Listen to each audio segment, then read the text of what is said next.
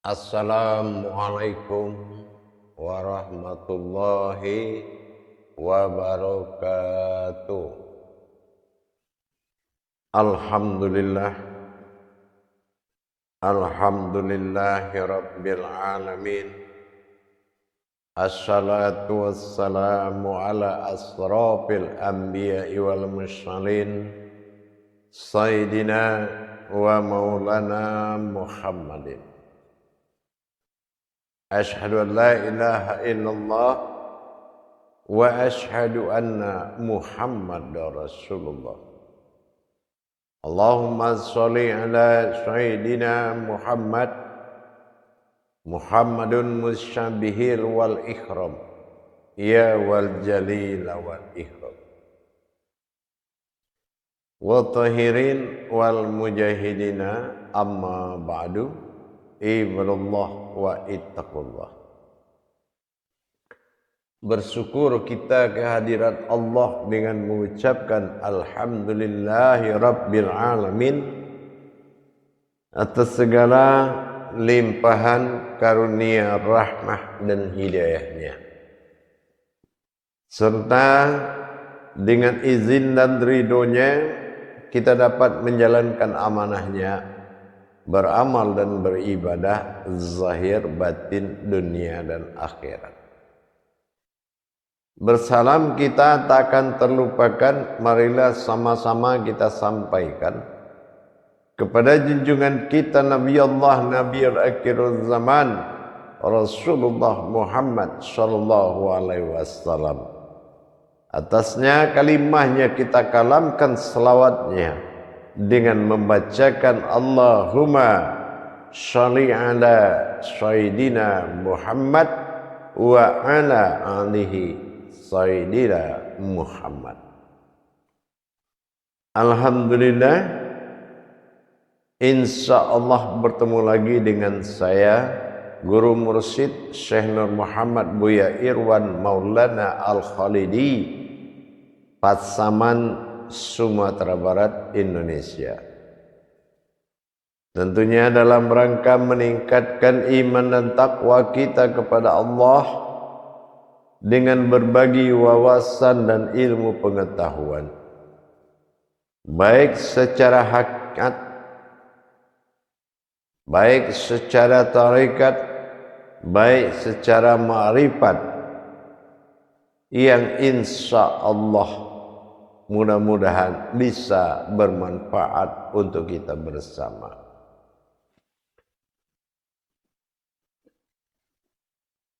Alhamdulillah, dalam makom majelis zikir ma'rifatullah, tentunya dalam tayangan YouTube Buya Pasaman Timur, yang insya Allah kita akan selalu berbagi. Dalam makom syiar kita YouTube Buya Pasaman Timur, yang tidak akan pernah membiarkan umat melaksanakan sesuatu perbuatan perintah Allah tanpa ilmunya, maka kita akan selalu mensyiarkan kebenaran ini. Mudah-mudahan sampailah kepada yang berhak menerimanya, tentunya dengan iman dan takwa. Alhamdulillah, para jamaah, para hadirin dan hadirat yang dirahmati Allah rahimakumullah. Di dalam rangka kita mendirikan tauhid diri kita, asyhadu an la ilaha illallah wa asyhadu anna Muhammadar Rasulullah, kalimatul haq, inilah yang penting kita ingat. Memahami terhadap suatu ma'rifah dalam rangka kembali pengenalan terhadap wujud dan maujud dalam masa aku, dia, dan masa aku, engkau adalah dia. Ini pada maujud. Sering kita dengar sulitnya bagi seorang mujahadah menetapkan sifat aku pada dirinya terhadap ibadah syahadah, yaitu ibadullah. Mencari penempatan kodrat aku ini, bagaimanapun kita berusaha menghilangkan keakuan pada diri kita, terutama terhadap keakuan kemanusiaan kita yang akan menghalangi terhadap sesuatu yang dicapai dalam berma'rifah kepada Allah. Apapun yang kita lakukan dalam masa mencari kepada keakuan ini, tentu tidak bisa kita menetapkan kalau hanya berdasarkan pemahaman diri sendiri. Jelas Allah mengatakan di Al-Baqarah ayat 269, maknanya Allah akan memberikan hikmah atau faham kepada orang yang Dia kehendaki. Tentu kita untuk mendapatkan wujud awal yang disebut dengan aku, ini dibutuhkan persyaratan tauhid, yaitu mengalami, merasakan, dan nyata berhubungan. Tauhid, tafrid, dan tajrid. Bagaimana bisa kita beriktikad sekuat apapun dan bermakrifat sekuat apapun pencapaian la maujudun illallah, itu pekerjaan yang sia-sia. Kenapa sia-sia? Kebenaran itu di atas segalanya, disebut dengan hak mutlak. Kebenaran di puncak kebenaran al-haq, yaitu tingkat kebenarannya harus bersifat mutlak. Ketergantungan iman terhadap apa yang selama ini menjadi sesuatu yang diimani, ini juga menjadi suatu gangguan dalam penetapan mutlak. Kenapa? Karena kita terbiasa menjalankan iman dan mengimani yang kita sendiri tidak paham. Tapi dalam rangka memperjalankan iman, ini harus memiliki konsep-konsep mutlak. Banyak dalam mujahadah bertolabul ilmi yang menuntut ilmu mengatakan kadang hilang, kadang dapat, kadang sama sekali lupa. Kenapa bisa terjadi seperti itu? Karena kita tidak memasuki sifat tajalli tentang bagaimana mendirikan ada aku di dalam tubuhku. Ini aku di dalam aku. Bagaimana kita bisa mendapatkan tajalli tentang menikmati satu persatu dari perjuangan perjalanan tauhid. Memiliki banyak pengenalan terhadap ma'rifatullah. Ini juga menjadi dasar perbendaharaan atau jabariyah kaji.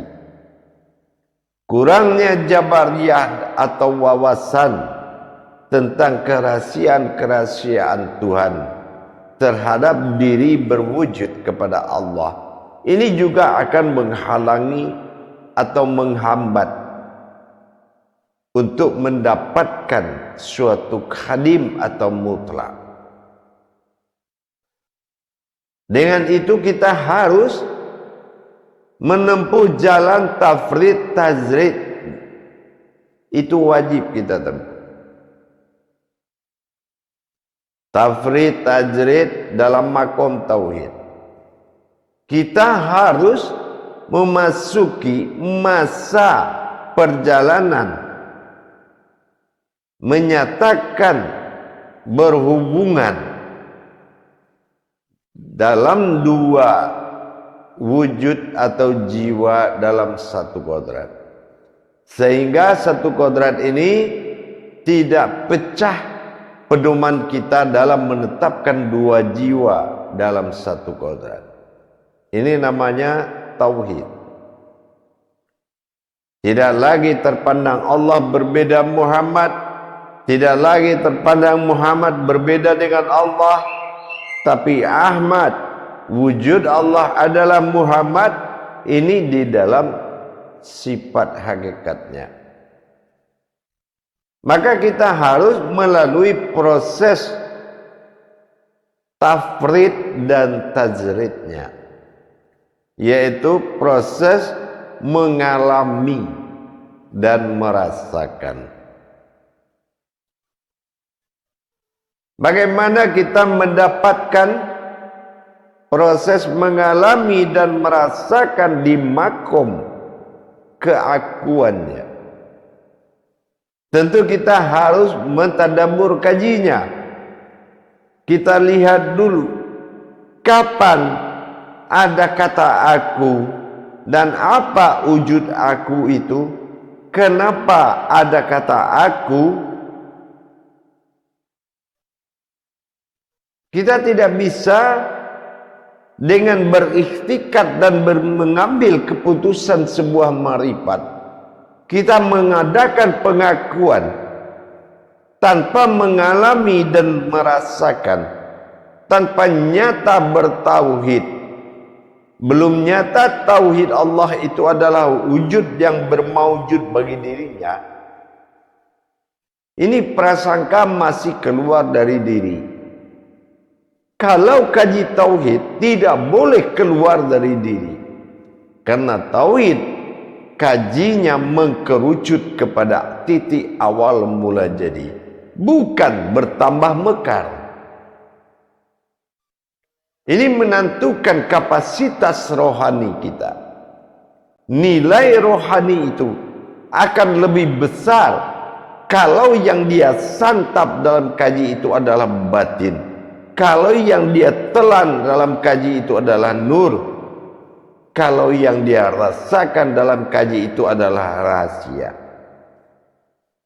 Ini satapan rohaninya benar-benar harus mendapatkan sepenuh.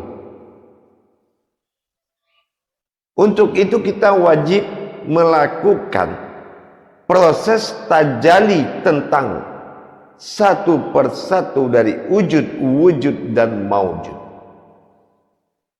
Tidak bisa kita hanya melakukan ikhtikat, aku wujud, aku juga yang wujud, dan aku juga yang bermaujud. Kalau kita tidak menjalani tafrid satu persatu dari kodrat itu, maka kita tidak bisa menghimpun menjadi satu, menjadi suatu kodrat kalimatul haq, menjadi suatu kodrat kulimahnya daripada sifat Allah itu sendiri. Menjadi wujud kita harus tahu pada wujud. Kalau kita memahami, menanami sifat aku bagi diri, kita harus kembali melihat, karena kodrat aku pada sifat ketuhanan tidak bisa dicapai oleh apapun jalan pandangan, kecuali kita yakin yang tidak ada itu adalah yang ada. Ini yang tidak bersekutu tadi.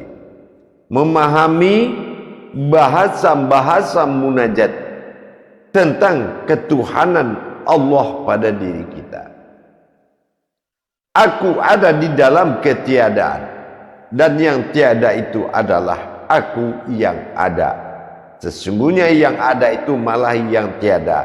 Yang tiada itu adalah yang ada. Yang ada itu aku. Ini bahasa munajat yang membuat iblis, para setan, para batil-batil akan merasa lelah dan tidak memahami iktikat bahasa tadi. Maka tidak mungkin bisa seseorang diganggu dalam godaan yang menyesatkan. Itu tujuannya bahasa munajat tadi. Nah, untuk mendapatkan satu persatu dari wujud dan maujud, perlu kita mengalami proses tajalli atau perjalanan. Tajalli sirullah perlu kita menjalankan. Apalagi dalam masa aku. Kalau dalam masa aku, tajallinya yang mana adalah aras tiupan batin yang bisa didengarkan oleh batin itu sendiri, bukan tiupan mulut, tetapi semilirnya perjalanan batin yang didengar oleh batin rahasia diri.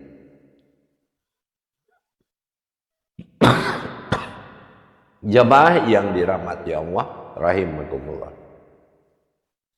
mengalami kembali kebenaran puncak tertinggi bid'alihi marifatul haq fil ilmi, apabila seseorang telah mengalami masa aku, maka aras yang akan tumbuh merasuki rongga-rongga dirinya, membuat dia merasa nyata mengakui terjadinya wujud aku pada diriku. Bukan kita yang mengaku, bukan kita yang beriktikat mentiadakan kita, melainkan aku. Bukan kita yang harus melupakan sesuatu untuk menuju yang hak. Tidak ada ajar-ajaran dari Allah yang mana bersifat mentiadakan atau menapiskan. Tidak ada pelajaran menapiskan yang hak.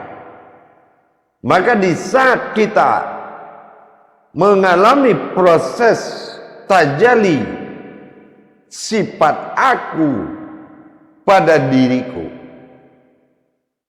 kadar itu akan naik dan akan merubah potensi diri kita, yang membuat tanpa kita sadari kita sendiri sudah kehilangan pedoman siapa masa lalu kita. Tetapi kita bisa melihat dan kita merasakan siapa wujud kita yang sebenarnya. Ini akan datang sendiri, tidak perlu dipaksa, tidak perlu kita hikayatkan, dihakikatkan dengan ikhtikat, dengan marifatul qadim, isbatul yakin. Tidak perlu, asal dalam mentajalikan benar-benar kita sudah mendapatkan kehidupan baru dan menggugurkan kehidupan yang lama, sehingga saat itu juga itu kita merasakan keberadaan diri, keberadaan wujud yang ada pada diri kita adalah sesuatu yang lebih, bukan sesuatu yang biasa, sesuatu yang lebih, kehadirannya itu berbeda dengan keseharian. Ini kadarullahnya akan timbul merasuki kadar-kadar kerohanian, iman, ilmu, akidah, akhlak, dan akal. Itu pentingnya kita mengalami satu proses wujud. Nanti baru kita tingkatkan lagi kepada proses wujud. Nah, di proses wujud kita akan mengalami sesuatu hayat yang mana diri ini sudah menjadi ruh bagi Allah. Kalau dengan akal, jangankan untuk bahasa roh, mengakui jasmani ini saja rohani, akal akan membantah.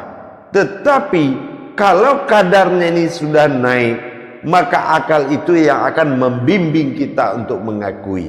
Inilah hebatnya orang yang ikhlas untuk menjalankan terhadap sebuah wujud, apalagi dalam rangka maujudullah. Kalau dalam rangka maujudullah, ini dituntut lebih tinggi lagi daya iman kita, yaitu merasa sesuatu yang timbul ini bukanlah sebuah asal, tapi kodrat yang dari usul, yang mana tidak tercipta dari apa yang ada di langit dan di bumi. Kesadaran itu dia akan datang sendiri. Kesadaran tauhid ilahiyah ini dia akan timbul sendiri kalau kita sudah melalui proses tajalinya, yaitu perjalanan rohaninya. Ini juga wajib, makanya setiap tajali sirullah itu wajib diikuti. Tidak hanya ada pengakuan, sekuat-kuat pengakuan kita anggap hu Allah, hu aku Allah, itu pengakuan yang paling tinggi. Tapi ternyata tidak, itu belum mutlak. Yang mutlak itu dibalik Allahu, Allah itu aku.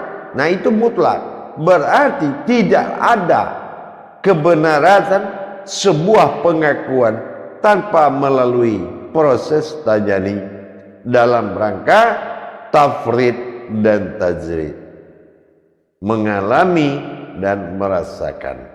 Ini para hadirin dan hadirat, boleh kita mencari guru pendamping, boleh kita mencari guru mutlak untuk membawa kita mengenal, tapi tidak semua yang bisa membawa kita untuk memperjalankan.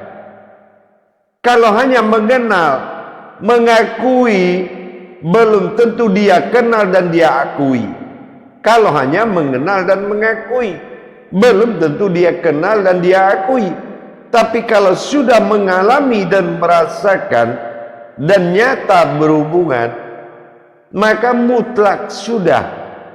Himpunan yang banyak itu akan menjadi satu keputusan mutlak. Jadi kalau kita mengkaji wujud-wujud dan maujud di dalam tauhid ilahiyah, siriyah dan ghaibiyah, harus banyak mengalami proses takwa kepada ilmu. Takwa dalam pandangan, takwa dalam rasa, takwa dalam hayat pada posisi kesadaran tertinggi. Tapi kesadaranmu belum tinggi, kesadaran tertingginya belum muncul, bagaimana bisa dia mencapai dengan segala keinginan? Sementara keinginan itu saja masih digolongkan kepada nafsu. Maka kita harus ikhlas, yakin, mutlak.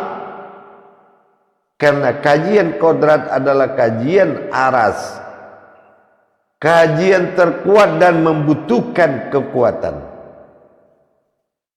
Maka dalam pemahaman tajali sifat, tajali sirat, dibutuhkan kekuatan hati.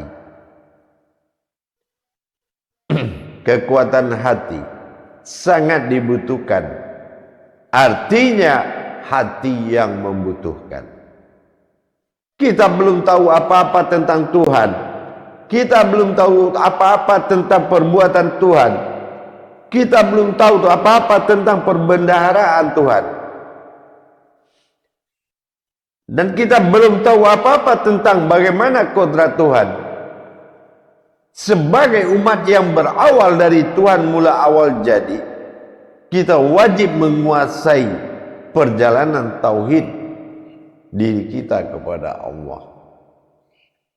Dan kita juga harus memasuki masa tafrid, tajrid, Pilih masa aku terlebih awal. Wujud, masa wujud, masa dia, masa mawujud, masa nyatanya.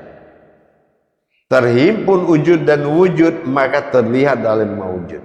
Ini harus memiliki kebenaran bertajalli. Kalau pengakuan tidak akan merubah apa-apa, yang bisa merubah apa-apa adalah suatu kekuatan mutlak di dalam menerima. Batasan-batasan adab dan tingkatan-tingkatan tajalli tauhidnya harus benar. Jangan menyimpulkan keputusan tauhid berupa ma'rifat yang akan menjadi ilmu. Ini sudah salah makom. Makom tauhid adalah kembalinya yang satu menjadi satu dan kembalinya satu kepada titik awal mula jadi. Di situ liga Allah dikatakan dengan alam hayat, alam tiada tapi ada. Inilah dasarnya sebuah kebenaran pertemuan.